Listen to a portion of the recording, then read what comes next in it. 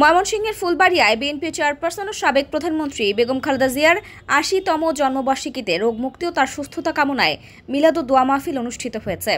শুক্রবার রাতে আন্ধারিয়াপাড়া বাজারে ফুলবাড়িয়া উপজেলা বিএনপি ও অঙ্গ সহযোগী সংগঠনের আয়োজনে এতে প্রধান অতিথি হিসেবে বক্তব্য রাখেন দক্ষিণ জেলা জিয়া সাংস্কৃতিক সংগঠনের সহসভাপতি উপজেলা বিএনপি নেতা অধ্যক্ষ মোহাম্মদ সিরাজুল ইসলাম।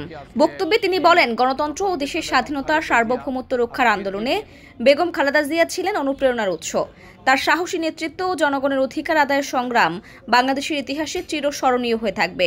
জেনারেল এরশাদের যখন পতন ঘটে, তারপরে যখন একটা তত্ত্বাবধায়ক সরকার হয়ে 1991 সালে কিন্তু বিএনপি রাষ্ট্র ক্ষমতায় আসীন হয়, তখন কিন্তু বেগম খালেদা জিয়া আজকের যিনি আপুসীন নেত্রী এবং গণতন্ত্রের মা, তখন কিন্তু এই দেশের হাল ধরেন এবং তখন প্রধানমন্ত্রী হন। এবং এইভাবে করে 2091 থেকে উনি সেই 96 পর্যন্ত, তারপরে আবার 2001 সাল থেকে 2006 সাল পর্যন্ত, তারপরে আরেকটা নির্বাচন হয়েছিল আপনারা জানেন, সেই 15 ফেব্রুয়ারি। সেই নির্বাচনেও কিন্তু উনি প্রধানমন্ত্রী, 3বারের সফল প্রধানমন্ত্রী ছিলেন।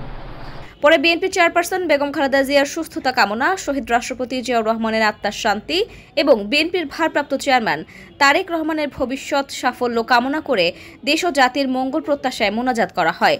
এ সময় উপস্থিত ছিলেন উপজেলা বিএনপির সাবেক সদস্য আজিজুল হক লিখন, বিএনপি নেতা আব্দুল লতিফ তরফদার খোকা, পৌর স্বেচ্ছাসেবক দলের আহ্বায়ক সেলিম আহমেদ, উপজেলা ছাত্র দলের যুগ্ম আহ্বায়ক সাব্বির হোসেন রবিন, যুবদল নেতা ইঞ্জিনিয়ার আনোয়ার হোসেন সেলিম, ছনকান্দা যুব ঐক্যবদ্ধ ক্লাবের সভাপতি আহমদ আলী সরকার, ছাত্রদল নেতা আশরাফুল ইসলাম ও মনিরুজ্জামান সরকার প্রমুখ।